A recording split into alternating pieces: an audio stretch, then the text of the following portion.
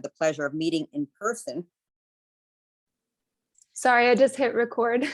That's fine. Okay. So welcome everybody to our 9th annual Shared Visions collaboration.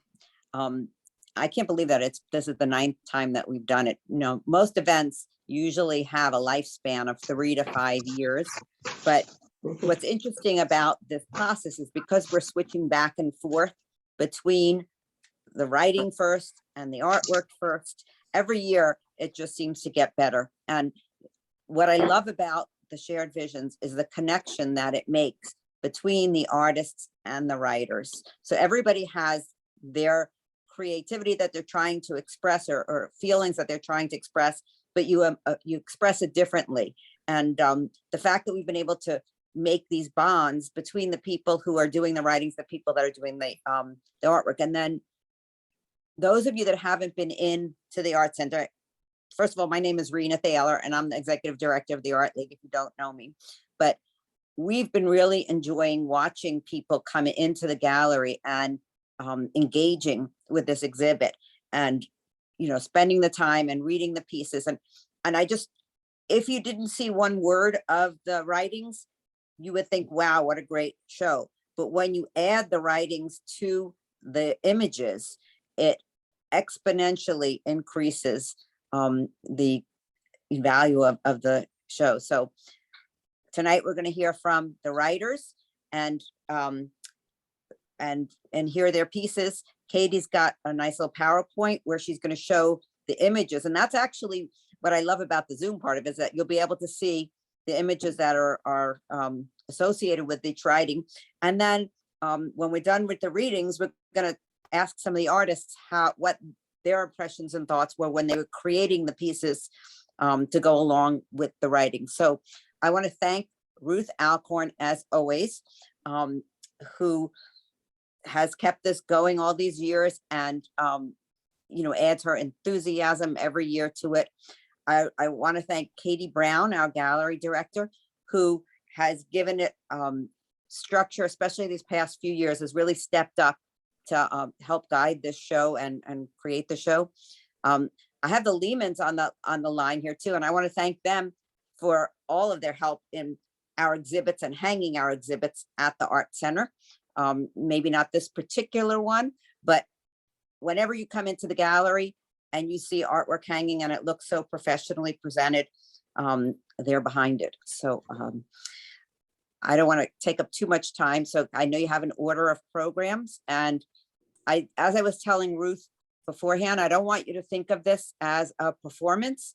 I want you to think of it as a conversation between friends and just a sharing of creativity and sharing of ideas. And the show will be up the rest of the month. Katie, what date does it stay till? It's through the 29th is the final day. So the Art Center is open 7 days a week. We're open from 9 to 4, Monday through Friday, and 11 to 4 generally on Saturday and Sunday. So if you haven't been in to actually see it all hanging together, come in anytime and spend some time, get your creative little energy going there. It's a great place to just recharge your battery. And so come in and see us. So Katie, you want to take it away, or Ruth? Absolutely. I will start sharing my screen here. And we'll begin with our first pair. Our first reading is by Patricia Black. Okay, and I will let me turn it around and you can see who I am. Oh no, we can't. I will read Pat's. It's very touching, and I'll tell you at the end why. It's titled "The Put Together Bride." Steve and I decided to get married on Saturday, November 11th, in our church. We were paying for everything. We had a very tight budget. My first challenge was finding a reasonably priced wedding gown. It was prom season, and stores were filled with gowns for the younger set. So I opted for a nice suit, but I only found business suits. If I bought one of these, I would look like I should be carrying a briefcase, not a bouquet. I worked in an office with 4 other women. I respected them and enjoyed them. We worked shifts to cover from 7 a.m. until 1 a.m. One day, my boss asked me if I would work 8 a.m. until 11 p.m. because my coworkers would be out of the office. All 4? No explanation was given. I came in the next day with an attitude worse than the Scrooge or Grinch. The next day, after my long shift, the women came in smiling and laughing. At 1 p.m., I was called to the conference room. I sat down with my boss and coworkers. A large box lay on the table. I was given it to open. Friends, inside was a perfect wedding gown. They had driven to the outlet in Lancaster, Pennsylvania, and bought the wedding gown. The stories they told of their fun adventure buying the gown were priceless. It was a gift from the entire office. This was the first piece of love. I had the gown now, and all I needed was a veil and a slip. My friend gave me her veil and slip. My mom gave me a blue garter for my leg. I decided to carry my grandma's small Bible in my hand for my dad. I told a florist of my desire. She said she would put a lace cover on the Bible. I wanted a green orchid with a thin green ribbon attached to the cover. An Irish friend gave me a tiny green plastic shamrock. The shamrock was attached to the green ribbon as a joke.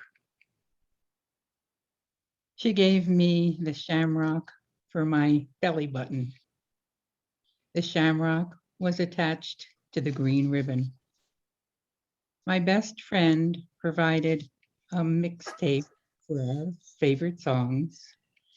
My wedding was woven together with strands of fun, hope, and love. In times of hardship, these memories have been my life jacket. This union was part of a much larger family and my immediate family. And the reason it's touching is Pat's husband died recently.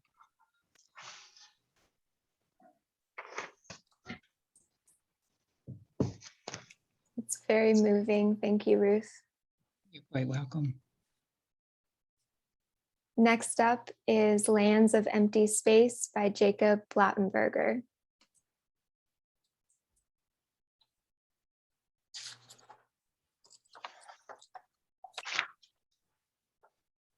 Is Jacob here? I do not see him on the call. I didn't see him. I don't think he's here. Okay.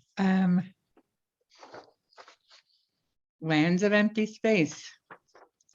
I can still see them here and there, remnants of dreams, places I've never been, and yet can never forget.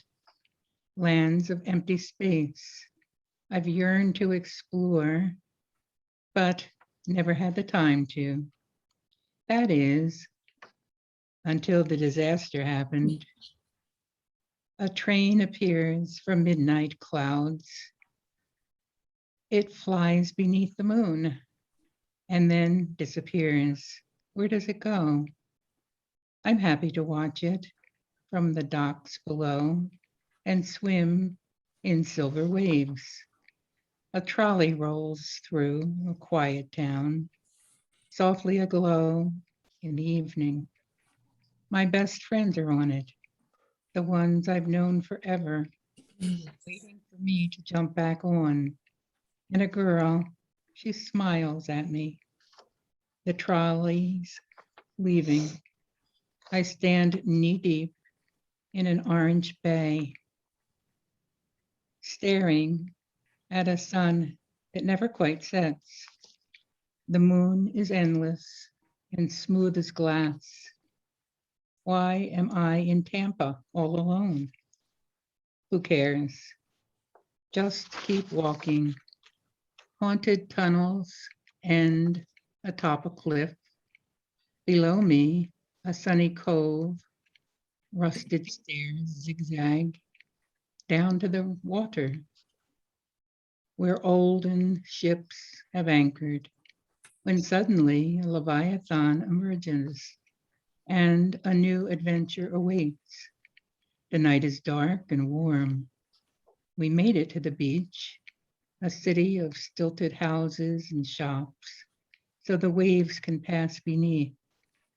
And the sound of my children running between poles echoes on our way to the boardwalk. Strolling the campus greens with Hannah, blonde hair, college houses on either side, pointing to friends as we pass them. I pull a wagon, for whatever reason, along the winding path. This is where I've been since the disaster. So do not pity me, follow me. For when I could go nowhere, I went everywhere and filled in the lands of empty space. Jacob Wachenberger. Thank you. Next, Ian Hunter will be reading for Margaret Hill. Good evening, everyone. I'm an introvert in a floral silk shirt, and COVID's come to town. They're saying not to socialize, best to hunker down. Hide my face under layers of cloth, sanitize my hands, work from home, shop online, cancel my travel plans. I'm an introvert in a plaid cotton shirt, and COVID runs our lives. Big pharma races to vaccinate. Not everyone survives. No one stops by unannounced. There's no one I really miss. Email friends, foods delivered. I could get used to this. I'm an introvert in a Patriot shirt, and COVID spread far and wide. Terrible stats on cases and deaths. Poor souls, but I abide. No meaningless small talk. No cause to watch my weight. Go nowhere, see no one. This has been simply great. I'm an introvert in a shabby sweatshirt, and COVID started to wane. How lucky I am to have had the means to avoid the worst of the pain. My introvert self has enjoyed a reprieve, a brief break from anxiety. I'm blessed. I'm grateful. Why rejoin society? I love it.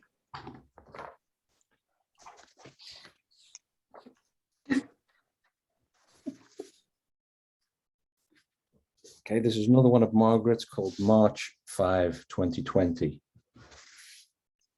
The barrier gate of the hospital parking garage rises, and we're free of CT infection scanning, revision surgery, rehab, and all the indignities therein. Phew, my husband, a man of many maladies, has dodged another bullet. We're heading home for Ken's final checkup with his infectious disease and orthopedic doctors on this mild New England afternoon. How shall we celebrate? The answer is obvious. Cancel the mail, switch the phone, and head to our happy place in Ocean City. It's a longer than we would like drive, but so worth it when we get there. It gives us more than enough time to chat, gossip, bicker, and reflect. So I said to Ken, when we were through the white knuckle portion of the Garden State and could relax, what do you think Dr. Duncan meant when he said he'd see you in another year unless the world is a very different place? Yeah, he did say it that way, didn't he? Ken replies. I wonder what he knows that we don't. Peering over the steering wheel in search of the shortest easy pass lane, I muse. He's an infectious disease doctor, so I'm sure he's following that Chinese virus outbreak closely. Maybe he's just excited that his specialty is in the news. You know, the way the weathermen get all worked up over a little storm they think could develop into a Category 5 hurricane. Yup, I hear from my right. I go on. Why would he say something like that in a casual office visit? We were there to get good news for a change. Viruses aren't anything new, and people often whine about pandemics that never happen. You're right. What does he know that we don't? After passing a slow-moving Subaru with Vermont plates, I add, and he said it in a kind of sly way, like wink, wink, nudge, nudge, don't you think? Yup. Are you listening to me? I challenge. Sure, I heard every word you said. Wink, wink, nudge, nudge. See? I groan, but I'm unable to resist one more try. And Dr. Duncan was talking about a year from now. Viruses don't last that long, do they? I don't know, maybe. Well, we'll just have to wait and see, I conclude, finally convinced I'm just talking to myself. A few miles later, Ken turns to look out his side window and slowly speaks to the New Jersey landscape. I wonder what he knows that we don't. Wink, wink, nudge, nudge, say no more. Thank you.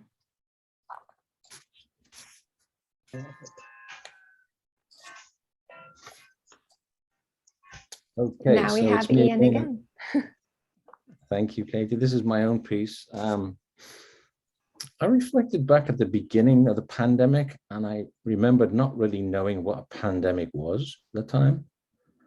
So I decided to dissect the word itself and discovered it contained the words pain and panic. So hence the title of this piece, Pain plus C equals panic. Panic plus dem equals pandemic.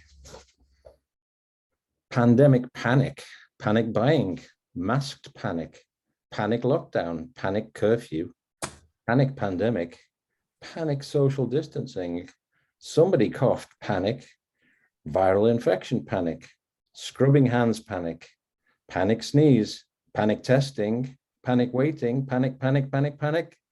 Result, negative.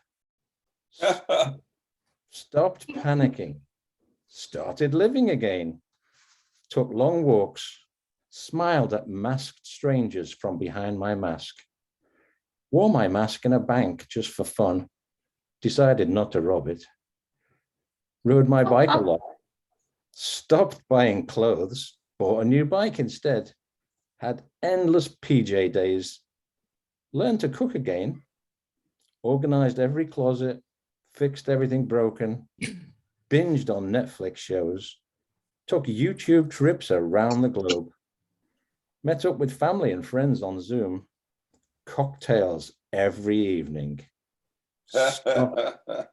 stopped dieting, explored new wines daily, had romantic dinners with the wife, fell in love again and again and again, took the panic out of the pandemic, enjoyed them days.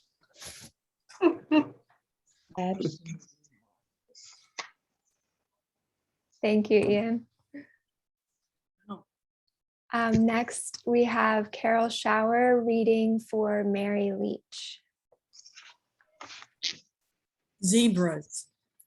Zebras 5 escaped the zoo. Their keepers don't know what to do. Who let them out, they cry and moan. The zebras couldn't on their own. Did agri-terps of College Park release them on a drunken lark? Or was this all a Russian hack frustrated by a foiled attack? On Fort Meader's coders stopped at that. Spies loosed their zebras tit for tat. Whatever caused the famed breakout, the solution was to fake them out. Tribes of tasty snacks were tried, then warnings issued far and wide. This is a real calamity. For their own good, they can't run free. The zebras laughed at all such ploys. They recognized they're just decoys to rob them of the glorious fun that freedom brings for everyone. No more will smelly cages keep their spirits low and dark and deep.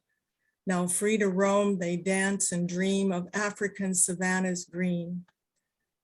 Prince George's County parks will do until they find a plane or two to take them back where they would go to homelands left so long ago. COVID's miserable, but yet it's proved a boon to this quintet.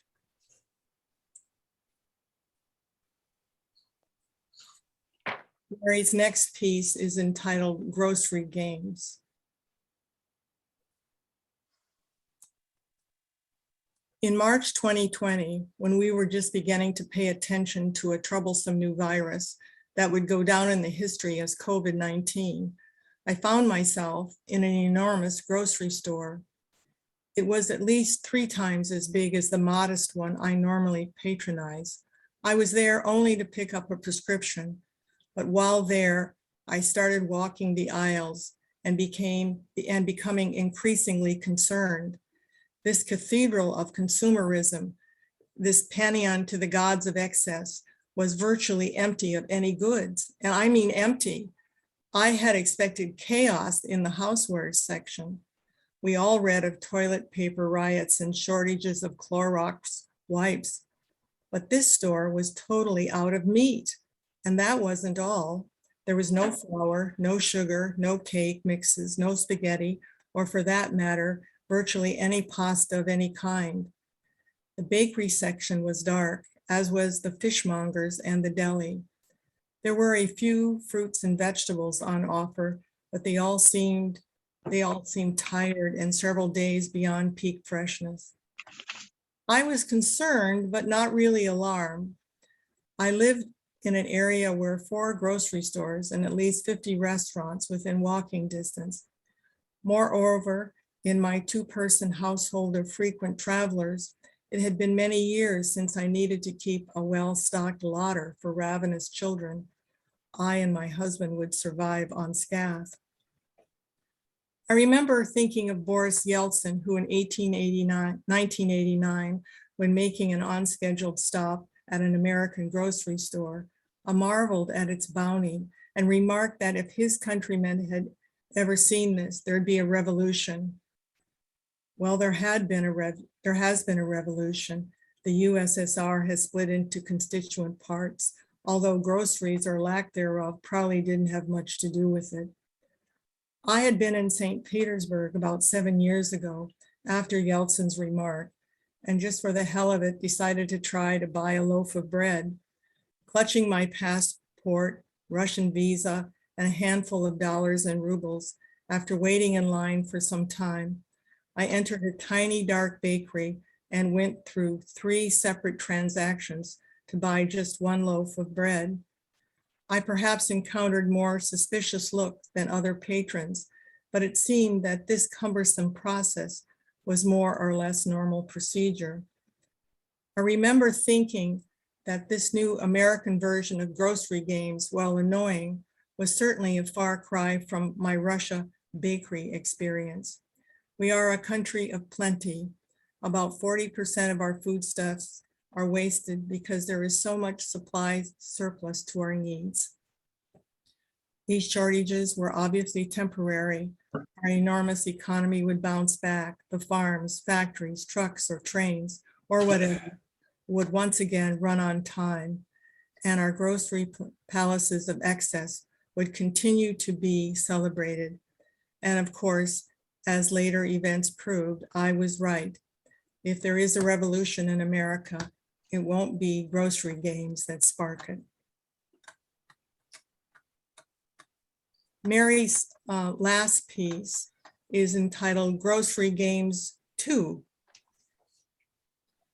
It was the first summer of COVID-19, and I was in a smallish neighborhood grocery store feeling exhausted. The store was crowded, the up, the down aisles process annoying. The one thing you needed seemed always to be at the other end of the aisle, and the checkout lines were dispiriting. Fortunately, my husband was willing to take over, so I sat on a bench near the cashiers to wait. A young boy approached and asked if he could sit with me.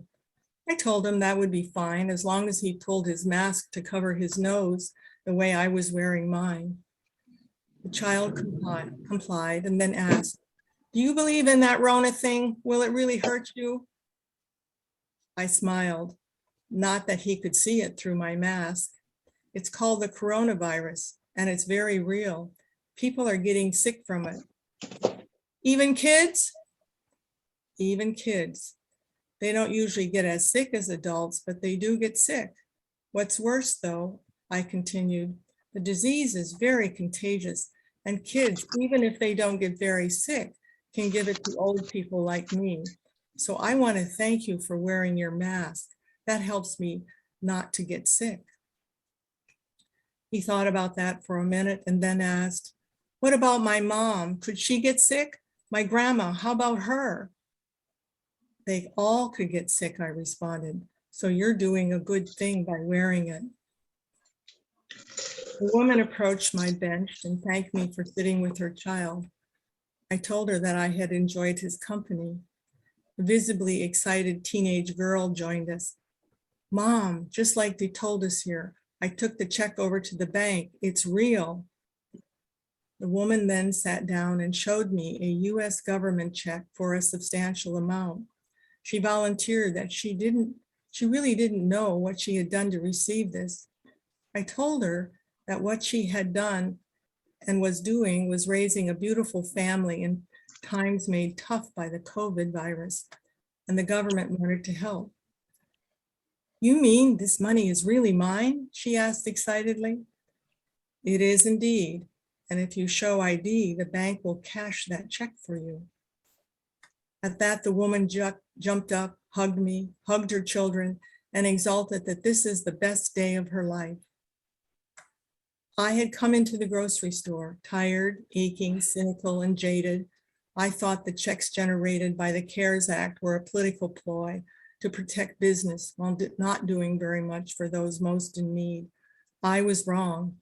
On that day, for that woman and her family, the check was a lifesaver and a sign that there is still good in the universe. Thank you. Next, we have Don Lehman.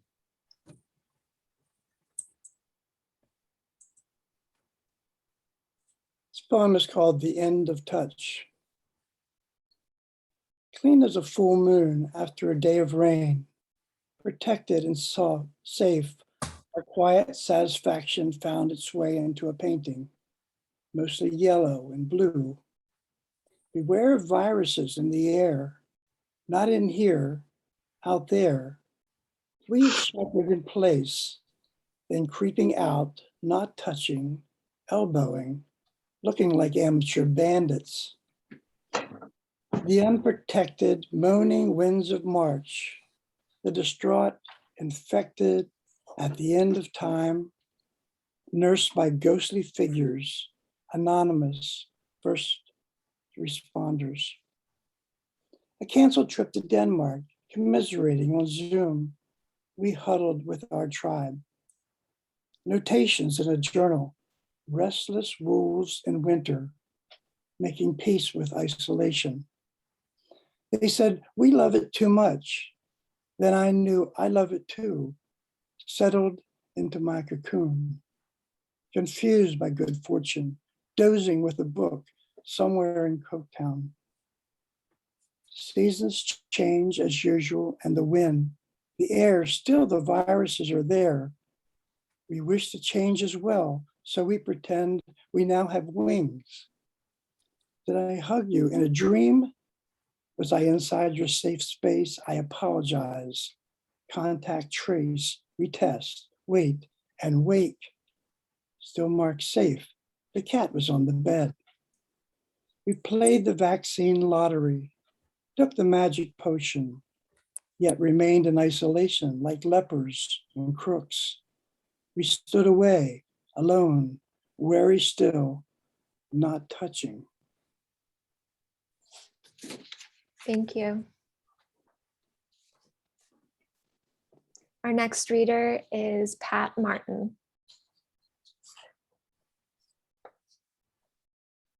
Is Pat here? Perhaps, Andrea? Sure. Oh, you have it. Pandemic prosperity. A reflection on the paradoxical prosperity of the pandemic. Hello? Wait a minute, I'm here, I can read it. Um, During the pandemic, the average taxpayer or retiree received 3 stimulus checks for $1,200, $600, and $1,400 from the federal government. Maryland approved $500 stimulus checks for taxpayers eligible for an earned income credit. The maximum federal earned income credit for a family of 3 with 3 eligible children was $6,728. An additional child tax credit gave families $1,000 to $2,000 per child. Those not eligible for the EIC received $300. Maryland unemployment benefits range to $430 per week. Early in the pandemic, Marylanders received a supplementary benefit of $600 per week, which was later reduced to $300 per week. Though it might have been hard to wait for unemployment to start, the average 2-income family received $2,000 per week early in the pandemic. We stayed at home and feared the worst. We watched others stand in line for free food and help those who were anxious in the grocery stores. We cut our own hair. By October 2021, Worcester County collected $69.6 billion in sales tax. Worcester County is the wealthiest county in Maryland. Maryland created more new jobs than any other state in the United States. Governor Hogan is releasing $75 million in grants and loans for hotels. Maryland created 3,300 new jobs in the food service industry, and the greatest challenge employers face is re-engaging the workforce. Employers are forced to compete with new employers like Amazon with new equipment, benefits, and $18 per hour starting salary. We hope the pandemic is receding, but quirky problems remain. Friends who we worried about early in the pandemic are getting COVID-19 now, early in the backlog. Even the backlog at the IRS shall pass. I'm sorry, I didn't read that very well.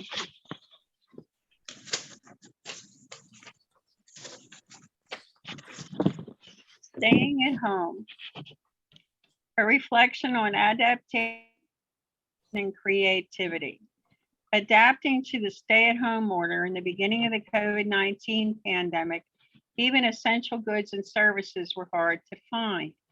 Challenged to prove our work is essential, the internet became our whole world. The phone began to ring. Literary agents with endless time rented groups of apartments with sequential phone numbers to adapt to the pandemic work from home. Only our imagination limited our opportunities. Beautiful calligraphy in the 1909 Crisfield Custom House Ledger and E. James Toll Builder burned into the bowsprit of all vessels built by Pocomoke Mayor E.J. Toll inspired me to revise Pocomoke fishing, creatively assimilating massive amounts of information, photograph, and data. We finally developed a book cover and a website. Literary agents offer manuscripts to publishers who compete for traditional book contracts and accept the best offer. Literary agents grant access to newspapers, magazines, and television networks. Working with my agents opened doors. Looking at the past for fresh insights and perspectives into current and future events, we see that ship launches on the Pocomoke River transition to Ontario's launches on Wallops Island. Children no longer climb 90-foot masts to set sails in shipping lanes. Children dream of the International Space Station rather than the great American cities. Under our sovereign king, horsepower moved plows, pulled ships out of the water. Oxen hoist and drag cut trees onto boats waiting to float downriver. Historic Shad Landing and Milburn Landing evolved into Pocomoke River State Park with 18,000 acres for hiking, biking, boating, and fishing. A second literary agent offered a contract with the Hallmark Channel and a contract with a radio personality. The two media appearances increase and the value of my traditional. The two media appearances increase sales and the value of my traditional book contract. Pocomoke Fishing shares the abundant natural resources of Maryland's Eastern Shore, the Ocean City Beach Resort, the Assateague Chincoteague ponies, and launches from Nassau Wallops Island. Adapting to staying at home during the pandemic brought us new opportunities and a greater appreciation for the arts. Thank you. Thank you, Pat. Our next reader is Teresa Nauschatz.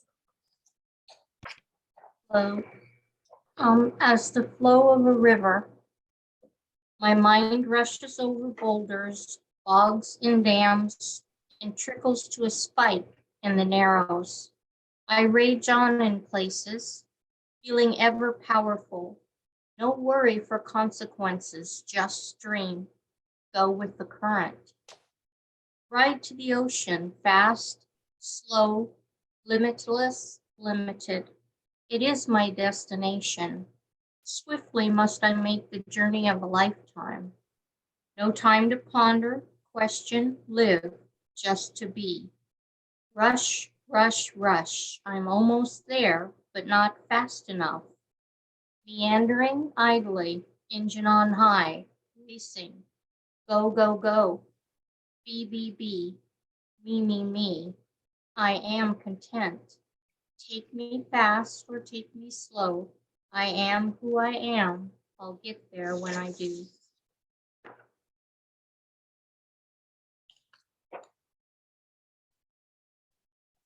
The starless night. Wind thrashing this cloudy eve, shrieking down alleys, shaking branches, whipping them into a frenzy. Cold burrowed into my bones, icy fingers numbing me, calling me to sleep. The stone bed was hard.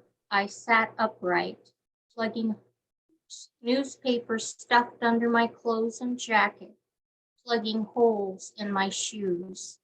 A huge black trash bag covered me. I felt like a human burrito. 2 pairs of socks gripped my ankles, gloves covering dry skin. Huddling down, wait a bit longer, the door would fling open. Thankfully tonight, my mattress would be soft, just like my heart. Sometimes it was hard to keep the light there. Bitterness wanted to flood me. I put a dam up and blocked it. Just light, no dark. Just love, no hate. Just joy, no sorrow.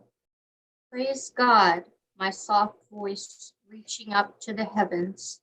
Tonight the stars won't shine on me, but heaven will. There will be heat, blankets, food, and love. Hands will reach out to me unafraid, I will be seen. Dear Lord, I don't want to be selfish, but tonight could it be my favorites serving up the goodness? The pale-skinned lady whose blue eyes expressed without words the pain she'd suffered. Hope shone like a beacon from her. The young black man, ebony skin, unlined, strong, caring, and kind. Like a rock, his strength flowed into me. I have no home, no kiss or kin. Graciously, these shelters let me in when temperatures plummet. No care for color, age, or sex. Feels good being accepted in this humble space. God stays here too. I can see him in the faces of others, some working, some seeking refuge. Stay with us, Lord. Don't let go.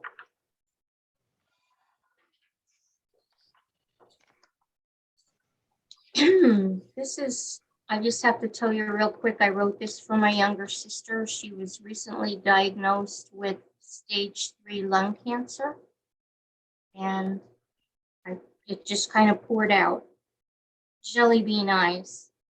I still see her, a little girl, dark brown hair framing an angelic face, bangs uneven cut across her forehead, cut at home by a mother without coins, let alone dollars to spare. Jelly bean shaped blue eyes dancing to the beat of the world and her own. Their blueness twinkles imp-like, perhaps a missing wood sprite made mortal, special even then. Daring, an explorer of things unknown, no fear. A jump out of a 2-story window at age 4, 2 stories down, holding nothing but a can of Dutch cleanser. Nothing broken, bone nor spirit. She is there in the warm sunshine, sprinting across green grass, twirling through buttercups, arms open wide, doing cartwheels one-handed, spiraling around like the wheels of time. One hand tucked, the other open, taking the weight of everything. Joy sparkled through her, droplets of sunset settling on her. Her face, even now beautiful 6 to 8 decades later, a light from within, bright as a bonfire, forever burning. Skin licked by the sun's razor-like tongue, leaving deep lines behind. Her eyes even more blue with seconds, minutes, hours, years ticking by. She is the strong one, the smart one, the pretty one. Into this life born, no silver spoon, but a golden heart, sparkles of love shooting out to those around her. She is my queen, my idol, and my sister. Never idle, always busy, dreaming, planning, living.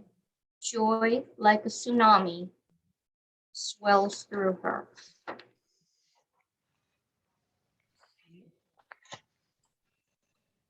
Tethers and books. This was written for my older brother who taught me my love of reading. We spoke in books, tethers to a past, nestled in memories of younger years and sharper brains. Atticus would always be the hero of my elusive youth and my dreaded decline into the winter of my life. Frodo, who gave his finger for me, would hold my hand in the hobbit hole, comforting me. Odysseus would sail, his journey complete when he reached home and love. I would sail with him.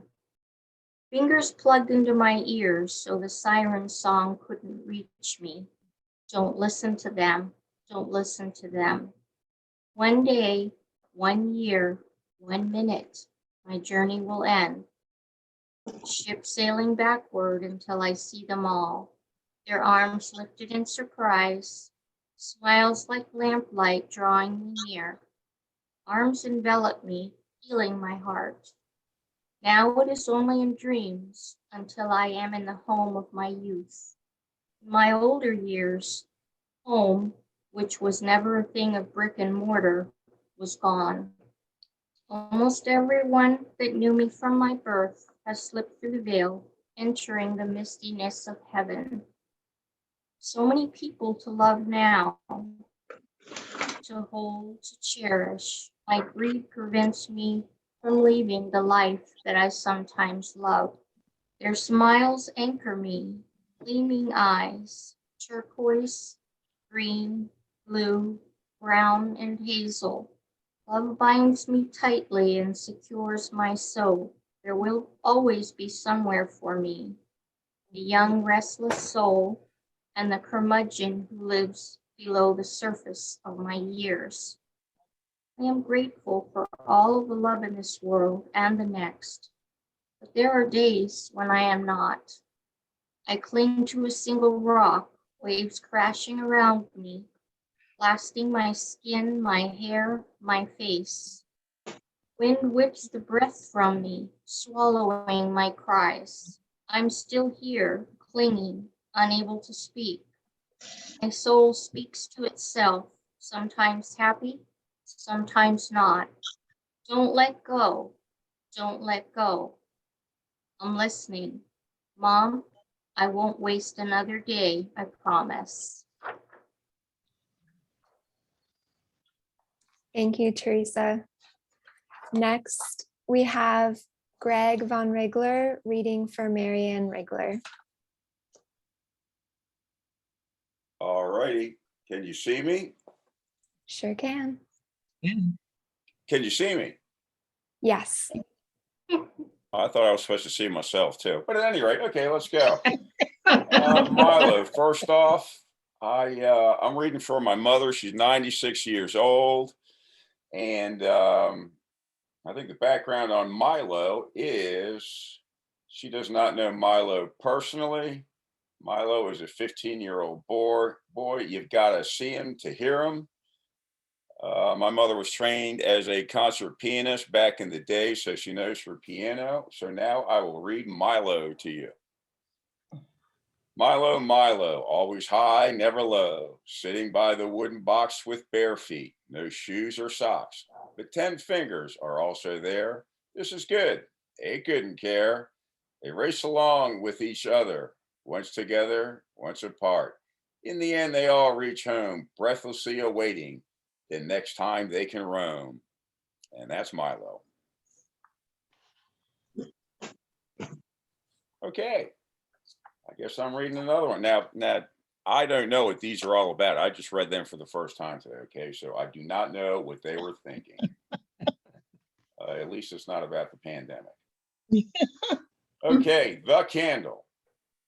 Every night I light my candle, hold it by the crook, walk into my quiet haven, my own, my private little nook. I watch the candle flicker. Each flicker is a prayer. I wish someone could be with us, with whom we'd gladly share. But just before the final flicker, a wildness overcomes the flare. I don't want to leave just yet, but I'll be back again. Finally, the flame departs, but the wick is burning still. That is just to let us know that God is with us in his will. Bless her. Hi, Andrea. Hey, how are you? Shoveling ice up here in Virginia. But this is cool being able to do this. I'm glad I could do it for my mom. You need to come back to be with us. You're breaking up. Okay, go ahead. What's next? I'm not reading Derek's. His is a little later in the program. Roger that, Katie. All right. So next up we have Eric Roach. Okay, can you hear me okay? Yes. All right, perfect. So just a very brief background. I spent the last 6 years living in Vietnam, including the last 2 pandemic years. And I was basically stuck there and waiting for the vaccine to become available until I could return home in November of last year. So this is about that experience, the 2 years of the pandemic and coming home. And it's called A Long Wave Home. Unending, upending waves, wash me away across the globe, wash me away from what I've known, back to the beginning, to where I started, from where I ran away so long ago. On those faraway shores, I built a nest to call my own, a happy little hideaway, a hollow, happy, far away, until the waves came crashing down upon me all at once, eroding the happy to reveal the hollow. No more resistance, no more armor, and so I float a hollow husk. Time to face it, ready or not, an old horizon, home sweet home. And when the waves stop, the world settles, and on that horizon, a new dawn rises, and what felt like despair gives way to hope, for this empty vessel ready to be filled by something new from somewhere old. Very nice. Thank you. Our next reader is Susan Roskopf. Will you do that one? I will read for Susan as she is out of town this week. Pandemic Blues. In the beginning, there were long lines and fear and testing and masks. No in-person meetings or classes. I was quickly zoomed out. Pandemic blues. I was confined except for the dentist, the doctor, the car repair shop, and the food store. I became lackadaisical and melancholy. I was cranky on the phone and I painted pandemic blues. There was stress and fear, an endless waiting to get the first vaccine shot and then the second, and I painted pandemic blues. A friend or two would visit. I tried to keep my testiness, moodiness, and fear in check, and calmed my restlessness to a minimum by painting pandemic blues. Being short-tempered topped my list of bad behaviors. I became tired of computer solitaire and frustrated at food delivery fees and long delivery times. And so I painted pandemic blues. I became glued to the news, especially on sleepless nights. And there are only so many backgammon games that can be played in a day with friends or relatives. Unvaccinated relatives came. I felt restrained by my hospitality. Pandemic blues. So at the end of the day, when everyone who has visited has gone, I am alone with a lot of paintings. Pandemic blues. Thank you, Andrea. Next, we'll welcome back Carol Schauer. The next two writings are in response to the question of what are the positive things that came out of the pandemic. My favorite things during the pandemic. Coping with the COVID pandemic during the past year and a half has been filled with overwhelming negatives: isolation, staying at home, social distancing, wearing a mask, quarantine, illness, and death. The challenge is to figure out what good has come from this experience. Almost all of us have never faced anything like this before, and the anxiety, distress, and worry from these experiences have lingered. However, in thinking about the past months, there are certain highlights that jump out as clearly happy times. Walking on the beach on the Florida Gulf Coast comes to mind. The brightness of the crystal blue sky, the warm feel of the sand on my feet, the sound of the gentle rolling waves, and the heat of the sun on my skin melted away my misery. Some of my happiest moments were my daily walks on the beach. I especially enjoyed the lone heron, a frequent visitor. He would patiently stand near a fisherman, intently waiting for a fish to come his way. Standing within a few feet of him, I too would watch, wait, and marvel at his majestic beauty and grace. Sunsets on the Gulf are amazing. The sky is often ablaze with a riot of reds, deep oranges, and bright yellows. As the sun, a fiery red ball, sinks below the horizon, a pair of pelicans, one after the other, returned each day to glide just a foot above the water, seeking their quarry. Suddenly one dives into the water, the other follows, both come up victorious. Having video chats with my son was often the best part of my day. We would call each other every other day. Our chats, often an hour in length, would cover a check-in of how we were doing and what we had done that day, but then would go off in tangents that could cover pandemic, political, and world news events. The depth of our discussions brought us closer together than we had been before. My daughter-in-law often joined these discussions, I got to know them in new ways and deepened my appreciation and love for them. Preparing and sharing meals on Zoom were a real treat. Setting up our computer screens in our kitchen, my son, daughter-in-law, and I made pasta together. It was the next best thing to having them work side by side in the kitchen with me. Then together we sat down in front of our computers and shared the lovely meal. Another treat was doing crossword puzzles together with them on Zoom. Whiling away the time with idle chit chat was a real pleasure. Eating Thanksgiving dinner with friends on Zoom meant we didn't have to be alone. The conversation was almost like having them sit at the table with me. Also, on many a Sunday afternoon, my friends and I chatted on Zoom. Before COVID, we had shared Sunday lunches together. The anticipation of these chats raised my spirits and kept away the doldrums. These joyous occasions were my favorite things during the pandemic and served as lifelines to surviving the ongoing isolation and loneliness. The natural beauty of the earth and the human connections brought me hope and sustained me.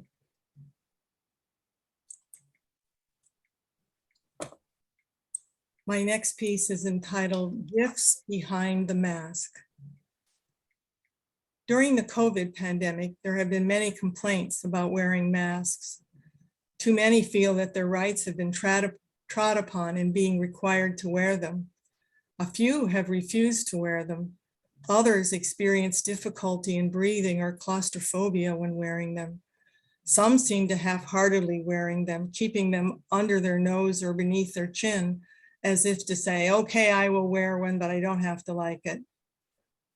I'm amazed at how wearing a mask has become comfortable for me. Yes, there are times it is bothersome, especially when the straps pull at my ears, and for the most part, I am so used to wearing a mask in public that I often forget it is there. Similarly, at times, I don't really see a mask on another person's face. Much of what was uncommon about wearing masks is now commonplace. The mask has protected me and others from COVID and other airborne illnesses like flu, but it also has become a treasure trove of added benefits, some hidden and some not. I like how the mask covers much of my face. What is the point of putting on makeup when half of one's face is invisible? I stopped wearing earrings too, because the mask straps annoyingly became intertwined with them. I cherish the time saved by not having to wear both of them. For that matter, who wants to see the wrinkles of my old woman's face? The mask keeps my face warm in cold weather and protects against the summer sun. When I had facial surgery to remove a malignancy, Pain. my mask first hid bandages. Excruciating pain? When I had facial surgery to remove a malignancy, my mask first hid bandages, then stitches, and finally my scars. On looking at me, many did not even realize I had surgery. Some gifts behind the mask are out of sight. The mask creates a wall to keep the world out. It helps remind me and others to socially distance. As an introvert, I find this a comfortable place to be. There isn't someone breathing down my neck when I'm in line at the cash register. There is something utterly satisfying to my introspective nature by not having to be close to others in social groups. Such groups, quite frankly, can exhaust me. Sometimes when at the store, I can hide from others because I'm not recognizable beneath the mask, so no greeting and small talk are required.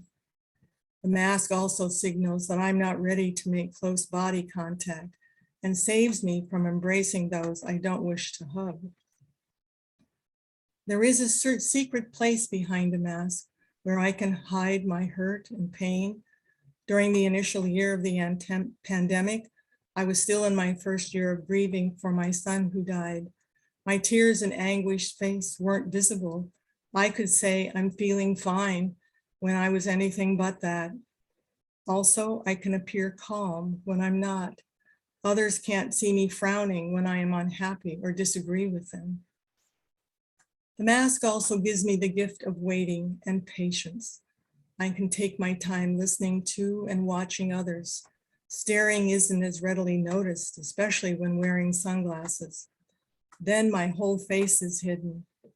Masks also cause me to slow down my speech and speak more loudly so that I can be heard and understood.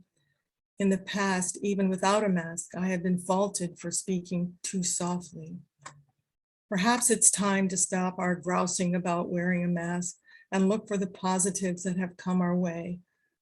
What we have gone through has changed us, and masks may now always play some part in our future. Thank you, Carol. Our next reader is Andrea Schlappman. Hey, this is called Our Twisty Road of Life, and now COVID. Clouds gather, storms pass, life goes on its way. Sorrow, suffering, joy, love, the rhythm of life's play. Who gives the blessing, who the curse? Does anyone do it at all? Pious, self-righteous, evil, kind, may be the luck of the draw. Genocide, wars, plague, we keep the horror from the past. Without kindness and compassion, I question if mankind can last. Poets emote, academics debate, painters add their own vision. Fairy tales, religious lore, our handbook of supposition. Dark and light on our twisty road, within us and without. Love and hate intertwined. Where's the vaccine for evil, I shout. Refrain from words of pundits, syllables of trendy delusion. Heed the words within your heart as they lead to absolution. Thank you. Next, we will welcome back Greg Von Rigler to read for Derek Von Rigler.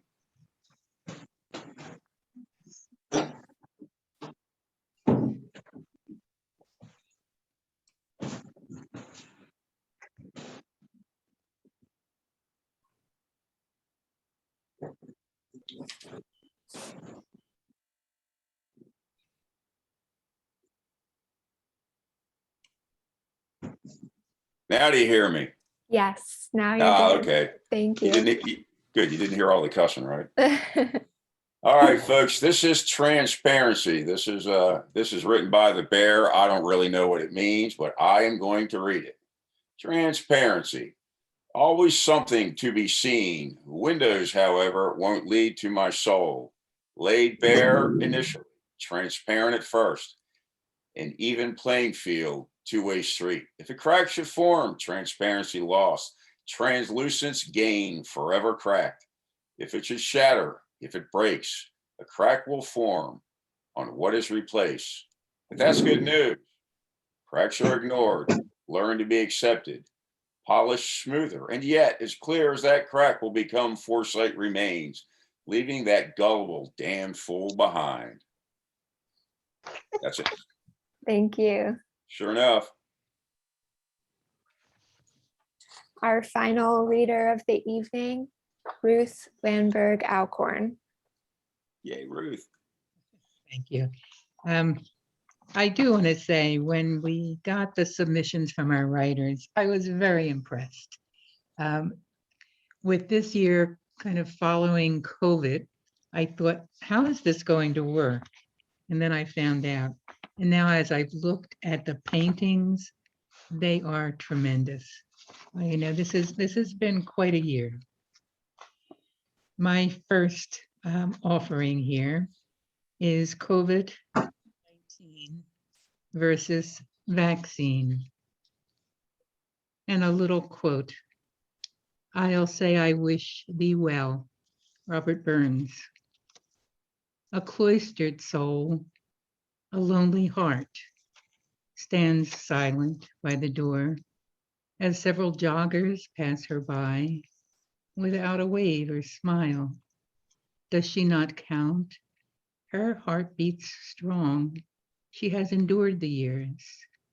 Trapped behind the window pane, she longs to speak her piece, share the thoughts of her lost child, embraced in memory. Decades now, her secret held, her hidden choice unspoken. Will she tell a friend, a foe, a stranger passing by, of her sad tale, life's fateful twist, or of her fractured core? She must release trapped sorrow and old decisions trigger. She's paid the price for decades now. It's time for self-forgiveness. For years, her thoughts embraced her guilt, disguised her sacrifice as needed chains of punishment, denied her reformation. Aborted loss drained through her life and never missed its beat. So now she stands behind her door, absorbed in others' freedom. Yet this stranger and her child resurrect this mystery as lab stored cell lines multiply to blend with a doctor's gifts and reconstruct a blessed cure to end this viral pandemic. Postscript. With gratitude to a mother from decades past and CDR Dr. James Lawler, infectious disease expert, who helped create the cell line based vaccine. And then my last title. Evermore COVID-19, evermore. You got it. Evermore, COVID-19, nevermore. And the quote, again by Robert Burns, is, I backward cast my eye on prospects dread. COVID-19, the invisible fiend, carries a new plague's horror and randomly spreads its vile kisses to millions, thirsty for Poe's dark edge, seeking the impossible evermore. Coronavirus spread fear, then panic, as lives were lost by this adventurer's contagion. Floating through space with spectacular ease, nosing around for light, for safe passage, in nasal inner space, encouraging transportable sneezes, relishing a worldwide trip more fascinating than Timothy's in the 1960s. COVID-19, pandemic extraordinaire, like Kent of Superman status, or Typhoid Mary cooking up her spread. Nothing interferes with the power behind this traveler's quest. Individually, like the irascible bean counter, it collects insane, copious statistics. Yes, indeed, minuscule Covey keeps count. An everyday sadist, more slippery and daring than Nurse Ratched of One Flew Over the Cuckoo's Nest, feeling ecstatic as she injects poisonous fear into every portal, leaving behind echoes of her spoken lethal words. Where's Sherlock Holmes and Father Brown when they're needed? Or better yet, where's Madame Marie Curie? We long for an imminent solution. Those of us who have remained in quarantine desperately need an open door remedy. Our houses are spotless, our drawers and closets in order, our minds pinched behind the lynchman's noose, choked and bereft of life by this cursed invader. We fight in vain. Risk runs high behind pandemic lock and key. We buy with snake charmer ease air purifiers for every nook and cranny. Our hand sanitizer's use repeats as we touch a doorknob, pick up mail, answer the phone. We pace the room in masks as lion's mane mushroom powder powers up our brains. Yet clever Covey Pandovi, much like a luxurious feathered ornament, floats on, travels freely through our atmosphere, spreading alphabetically deadly strains, new fatal strains, enlarging to capacity nature's tiny virus-filled secret nursery. Wait, we shout, we are innocent. What's our role? Could it be Mother Earth wants to show us we've misbehaved, damaged our earthly home? Are there people as guilty as the menacing, ubiquitous COVID-19 tyrants spewing out their sadistic demands? If so, it seems there is, as of now, no vaccine to control the spread of their toxicity.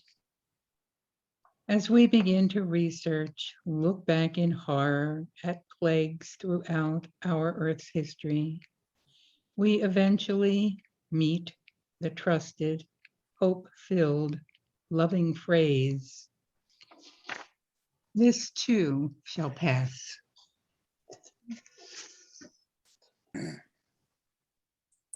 Thank you, Ruth. We are finished, and I am really looking forward to hearing the artists talk about their reflections of our work. I love everything I've seen, so I will sit down and be quiet and listen to everyone else.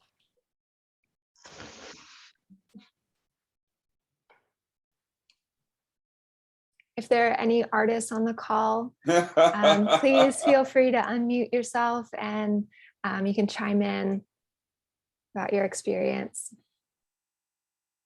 I'd be happy to chime in, Katie. Thank you. Hi, Becky. Hi, Katie. Hi, everybody. Hey. And I wanted to tell everyone how excited I was to participate this year. A couple years ago, I started reading Eric Roach's poetry, and I became a big fan, as he knows, because I keep telling him this, and I think he's finally believing it. And when he came back from Vietnam this year, we were a little late coming into Shared Visions, but we connected, and Katie let us come in as latecomers to it. So thank you, Katie, for letting us in, and it's been an amazing collaboration. And I love Eric's work. I think he brings everything to the written art that a visual artist brings to visual art that makes it poignant. And one of the things is that he brings a light and a dark to it. And if you get a chance to read his poem again, you'll see what I'm talking about. And that's what I try to capture in this painting, where there is this place where he's been and a place where he's going. And it's there's this longing and hopefulness to it, which is why I titled it Hope Rises. And that's the thing that I think from not only Eric's poem, but from our experience during the pandemic as well, is that what I see is the hope that we all rise better as a result of all this. And I must say too, I'm glad Eric is back with us here. And I'm glad that I've gotten to know him, and I look forward to working with him again in the future. So Thank you, Eric, for the amazing work, and it was very inspirational. Thank you for the kind words, Becky. I'll jump in there. I'm Pat Lee. Thanks for the opportunity. This was a great experience that I didn't have any idea what I was going to get into. My background is I'm a retired shop teacher and I'm a woodworker. And the title of it, my wife actually also worked on this with me too. We collaborated on after we'd read it. And being a woodworker, I assumed that the title was probably Milo. But as a woodworker, it struck me that I knew something about wood, and I knew about a type of wood that was spelled the same way. And I remember connecting with a former student who now lives in Hawaii, and her husband actually have a sawmill and they mill lumber. So I contacted her about getting a piece of this, what I thought was called Milo wood. And in Hawaii, it's known as Milo wood. So that's the reason why I titled it Milo. And that ukulele it's there is a fully functional ukulele. I know I'm not an instrument maker, so I had to do some research. And it kind of struck us as we were talking about it that, that character, that 15-year-old. So we were going for a whimsical appearance of that. And some of the notes that I had is that I knew it was a street performer, whether it was drums or a guitar or some kind of a stringed instrument. And I have a note here that it might be a piano, but I wasn't going to go that avenue. And then we found out that Milo wood is usually the wood that ukuleles are made out of. So we thought maybe this was a ukulele she was writing about, and that's why we have one. So I did some research on, what it takes to make a ukulele. And that piece came directly from Hawaii. It was 24 inches long. It was about 10 inches wide and 2 inches thick. The neck and the body of it, where the hollowed out part is, I actually drilled that out and cut that out. And then I had resawn the front piece off it, and that made the soundboard on the front and back. The only thing I didn't make was the bone part for the nut and the bridge and the tuning pegs and the strings, of course. Even though I've got a background in metalworking, I wasn't going to make strings.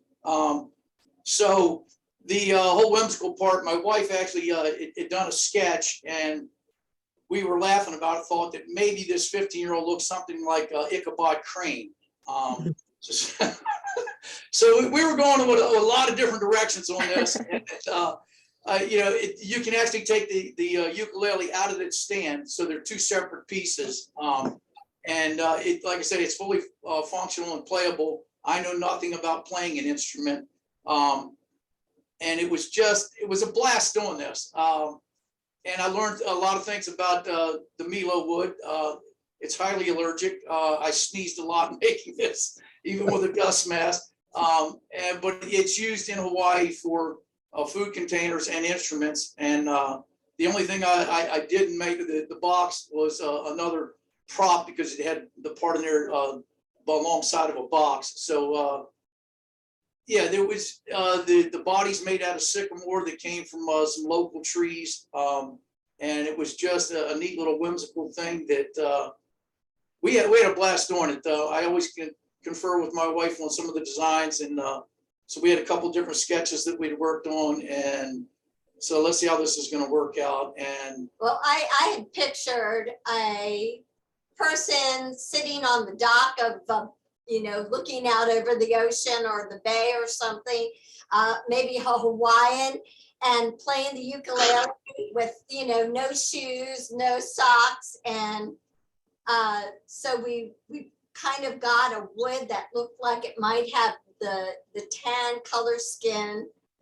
The ukulele itself, as we said before, we thought maybe this was Milo wood, and that she was writing about a ukulele and somebody that she met playing a ukulele. We've got the loving embrace that she mentioned in the poem, and we just wanted it to be very whimsical.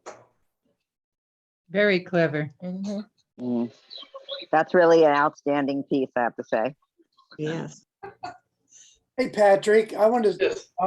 confess that I actually strummed those strings, and it sounds pretty Great. good. No, don't Uh, tell me that.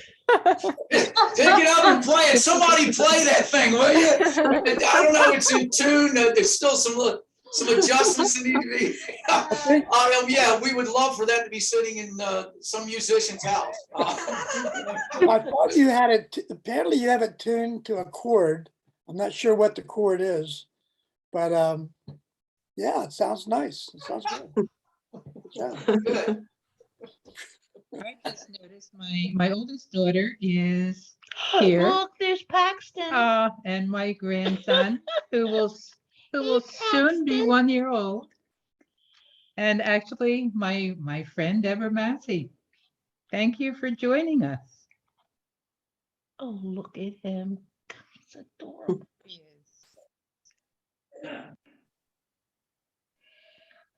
Are any of the quilters or fiber folks on the call? Because I love the quilts, and I thought that was another nice touch this year, that it wasn't all paintings.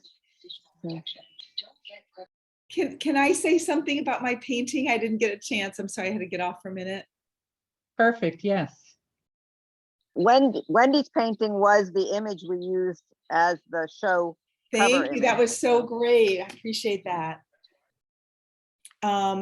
Well, I really loved the poem, and I just thought that when I was painting to it, I made the moon bigger so that I could show off that there wasn't any stars in the skies. It's unrealistic the way that it looks. And then I didn't really want to put a person in there, but I made the buildings have no doors to get in. So it was like you're homeless and you're outside, you can't really get in, and kind of like a mystical night. And the way it's watercolor, so the way that the back water went up into the sky, then I sort of thought it has a look of kind of, I don't know if it's God or spirituality or just thoughts that mention in the poem. So and I just tried to use these really light, unrealistic, kind of soft colors, sort of vibrant colors around the whole thing, around the outside for hope. Beautiful. Yes, beautiful. Thank you. I would like to say something about my painting. I'm Linda Daniel Cermak. Can you all hear me? Yep, we can hear you. Great. My painting, Hidden Benefits, was with Carol's poem. And this was my very first time doing something like this. And I really had a hard time getting started. I read her prose every day for about 3 weeks and looked at a blank piece of watercolor paper. And finally, it all downloaded. It just came to me in one fell swoop. I wanted to make it positive, like Carol's work. I really admired her spirit during all of this pandemic. And so the colors are bright in the background, but like life, the background is very complex with some dark lines and some darker areas because that's just the way life is. But each of the things on top of the background also have a meaning. Of course, the V shape is a stylized representation of the mask. And the black arrows coming toward the mask are the worldwide pandemic and the forces of the disease and the things that are very dark indeed that required us to wear the mask. The golden arrows are more about her work where she had these little challenges, which we all had. I could really identify with them. Are finding ways to socially distance, Zoom meetings, everything, having to refigure out how to connect with people. The small talk in the grocery store, which I admit I've done on many occasions, kind of stopped during that time because just didn't feel comfortable even being close to people, even in a mask. And body contact was kind of out of the question for the longest time. So I felt that those arrows represented those social challenges and those social things we had to work with. But Carol really touched me because she mentioned the death of her son. And I was, to go through the pandemic was hard enough, but to be struggling with that was something that really moved me. The red circle and the little gold dot, the red circle is the physical departing of her son. And I was thinking at first to put that behind or partially behind the mask, but it was a red foil, in my opinion, a hammer on your thumb, and it couldn't be hidden. So I associated it with the mask because Carol had said that it had helped her to wear the mask, but I couldn't hide it behind the mask. And the little gold dot is also associated with the mask, and that's her son's spirit that is also always with her. So I got a lot out of this. The little white bubbles coming out of the mask are those little hidden benefits. She said, the not having to wear earrings, the not having to wear makeup, the not, the hiding the wrinkles and the weather, shading you from the sun and keeping you warm in the winter. Those little benefits are rising out as hidden benefits from behind the mask. All in all, it was a great experience for me. It was a hard experience, a challenge, but I really appreciated her work and it moved me. Thank you. Thank you so much. Yeah, hi, my name is Paul Santori. It's nice to be here. My piece was Tethers and Books, and I have to admit, when I went to go pick a reading, there weren't many left. So I told my wife, I said, I don't know, I can't pick out a reading. So she picked out the reading for me, and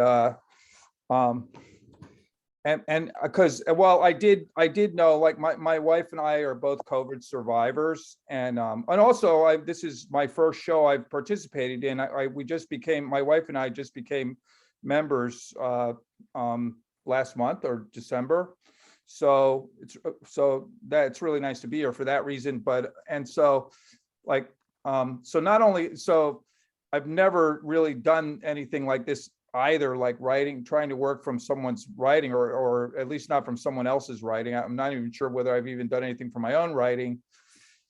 So I must confess, not only did I not pick the writing myself, but my wife, I said, well, there's a lot of imagery in that writing. If you notice, it's packed. It's so packed full. So she actually made me like a little sketch. Well, hey, maybe something like this. So I can't take entire credit.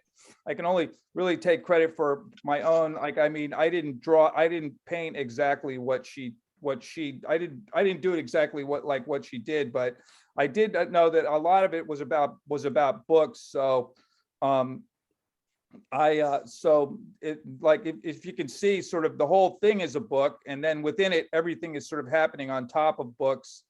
And she talked about the eyes of people and smiles and stuff, so I put those in there. And there was something about a boat, and but really, I gotta say, I mean, I thought it was a really nice piece of writing. And in the end, though, I felt like as a visual artist, I was just trying to come up with something that was an interesting compositionally, and I fear that my interpretation actually is a lot darker looking than I think the actual writing had. A lot more positive feel to it.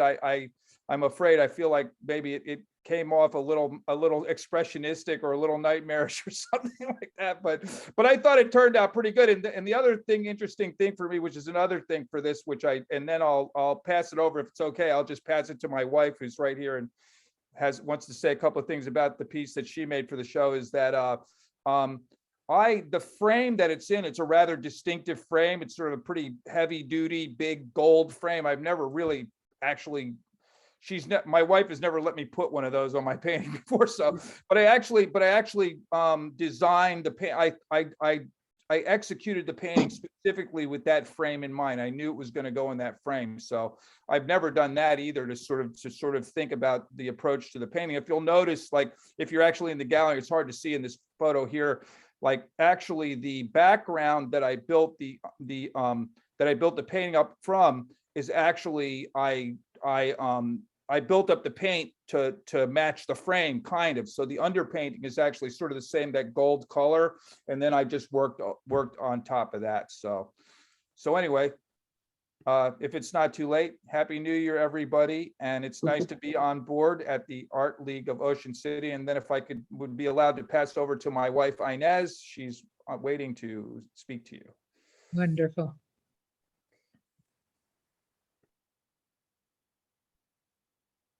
Hi, Sorry. Okay. hi, I'm Inez Santori, and as Paul said, this is also my first time showing Ocean City. And this particular picture, the piece of writing spoke of optimism. It spoke of leaving the hospital with good news and driving to Ocean City. And you can probably tell by my accent that I wasn't born here. And the writing spoke of going through New England, and I've never been to New England, through New Jersey, which I am told is the Garden City, and off to Ocean City, which I visited. So I looked at what New England, I divided my painting into the sections of the journey. So leaving the hospital, and the colors are basically sunny. The colors are optimistic. And I read that New England, I found the New England flag, one of several, learned that it was famous for clams, books, and mountains. So there in the bottom left-hand corner. And my experience of New Jersey is limited to the New Jersey Turnpike on the way to New York, really, but I knew it was called the Garden State from all the signs. And I looked as to why it was called the Garden State, and they said they produce lots of flowers and vegetables and everything's wonderful. And they're just like barrels, which New York empties from one end and Pennsylvania empties from the other. So that was my imagery in the center of the painting, the barrels of the Garden State. And then I feel that Ocean City kind of has two characters, the wilderness with the sand dunes and the reeds, and the busy end with the Pleasure Beach area and the hotels. So I split my Ocean City into the two areas that I've experienced. And this was this kind of optimistic journey going west to east. And then in the sky is what was happening in the opposite direction. So as they left the hospital, there were the first hints of the beta variant of the COVID-19, followed by more and the threatening Delta variant coming along behind, and then the masked Omicron gathering in dark clouds on the far right. And it was called, for me, New England to Ocean City, Journey into the Unknown, because what set out as a definite optimistic trip, there were things coming in the other direction that really weren't expected. And I guess that's the story behind my interpretation of the writing and my painting. Thank you. Thank you. Well said. How do I? Yeah, go ahead. Katie, I guess I'll say something about mine. Yeah, please do. I did mine independently of my husband, so he just wanted me to make sure that he didn't one way or the other. And it really grew out of an experiment I was making. I had purchased another artist's monotype and became interested in printmaking. And then I've taught psychology for 46 years. So I was trying to figure out a way to also kind of capture Rorschach's ink blots. And so this is, I wanted to actually make it larger, but I haven't figured out how to do that yet, other than printing it larger. And I wanted to have the original print there so that you could see the texture of the paper, which is a canvas paper. And I used liquid acrylics, and I experimented with just trying to do what, to make a Rorschach ink blot. And it came out in the shape of very much like a figure. And then there was a kind of transparency to the figure that looked like, it was almost like an X-ray. And if you look real closely at the print, the hands are not there. It's kind of ragged at the hands. So the skeletal aspect of it seemed to me reminiscent of what COVID can do. And then since the poem is so much about missing, being able to touch and embrace, I thought the fact that it was without hands, and then the shoulders appear almost like a fur cape or something that that's surrounding you, but then you see that interior structure of the figure itself. So it seemed to me to capture sort of the horrors of the pandemic in terms of us having to keep our distance from one another, and the colors too that I used, that's just black and a color called Titian buff, created this image that really it was just a fluke. When you're making an ink blot, you don't know what you're going to get, and you don't have a whole lot of control. But I liked how it came out, and it seemed to be representative of the poem about touching. Very interesting. So, Katie, Yeah. I did grocery games too. Yes, I can pull it up on the screen if you wanted to share. Okay.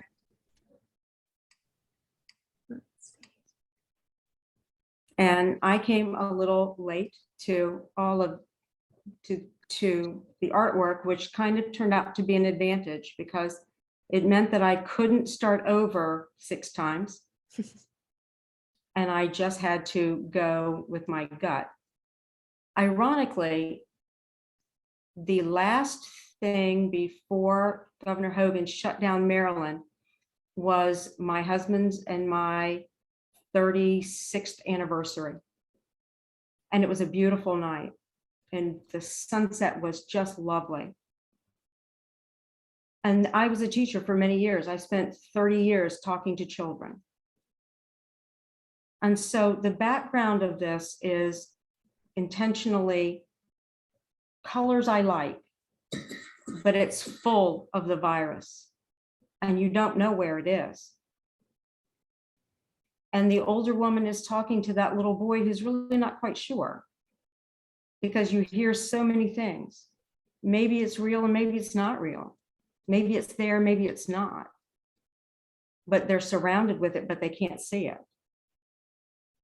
Just as we're all are surrounded by it, but we can't see it. And that's really what that story said to me, is that in the beginning of this, we were all so uncertain and we didn't know, but we were surrounded by it. And so there was the beauty of that March of 2020. And we had no idea really that it was full of that virus that was going to change our world.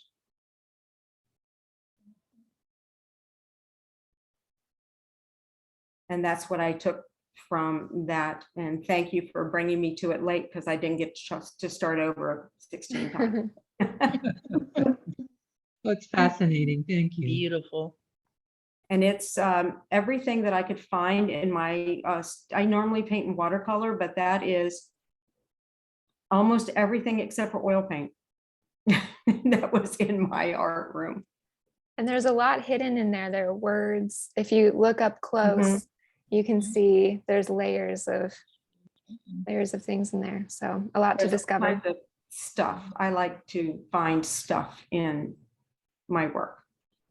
So it was a very interesting experience. As is this evening. Yes, I've done this. I've been in this, I think, from the beginning. Every time has been more interesting than the next. Or the last, I guess, is the correct way. Katie, thank you so much for all that you do and all the organizing and everything. Oh, thank you.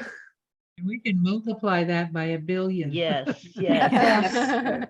Hey, Katie. Hey, Katie. Thank you. And also, I just, as one of the writers, I'm amazed not only by the other writers, but by the creativity between the art pieces and the way that they interpret and the talent of them. I'm just, I don't even know what word to use, and I'm a writer. I'm just, it's phenomenal. And then Mary Ellen was one of the quilters, and I was curious about what went into her piece. So I think that came up earlier. Mary Ellen Clark. Hi. Well, Teresa and I actually met at about 4 years ago at one of the first shared visions I participated in, and I wanted to be paired with her that year and didn't happen. And she told me she always wanted to do some quilting, so she came over to my house and the friendship developed from there.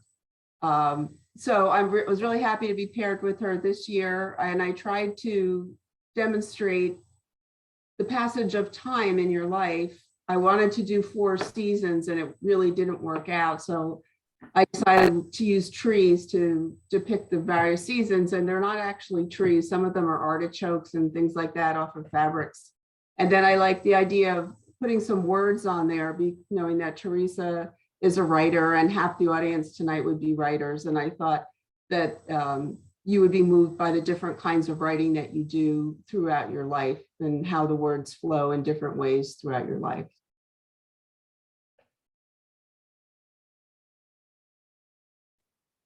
That's amazing. Thank you. And where did you source the images and writings from?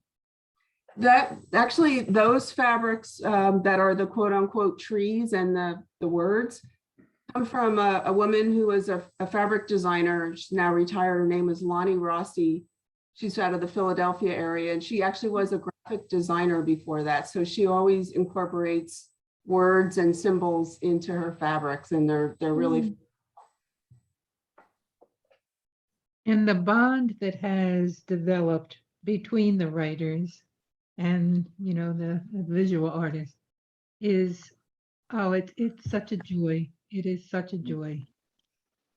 I think that's one of the most gratifying things that I find as well. And I'm so glad that you've developed that friendship, you know, through this project, and that you continue to collaborate. And I hope that we continue to make this shared visions, you know, improve it each year, and you know, and keep everybody thinking and creating. And so much thought that has gone into each piece. I was blown away listening to all of you. So And we'll thank you watch again it for grow, participating. Rena. We will watch it grow. Yep. Anybody else that wants to share anything before we sign off? Or Before we you've all been sign off, amazing. I have a one of the pieces done by Clyde Taylor. It's from one of the shared visions. It was, I guess, about 3 years ago. I don't know if Clyde can hear me or not, but it has been the bond that you form with the people that you meet and the way the minds merge. It's wonderful.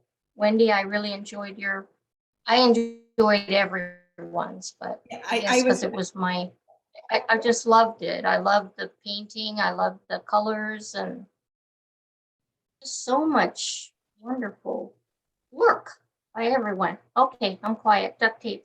I was going to say, Teresa, I was going to say too, I'm sorry now, as I'm thinking about it, I wish I would have called you like either kind of before I painted. That would have been sort of even made it even richer. So I'm going to hopefully do that the next time.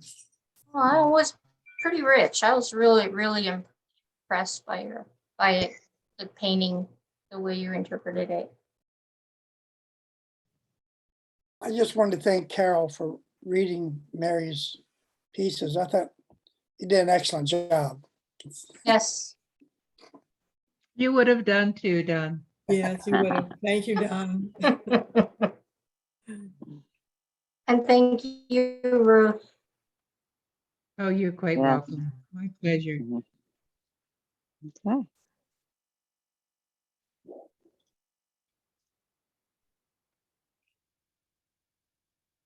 Anybody else have anything to add?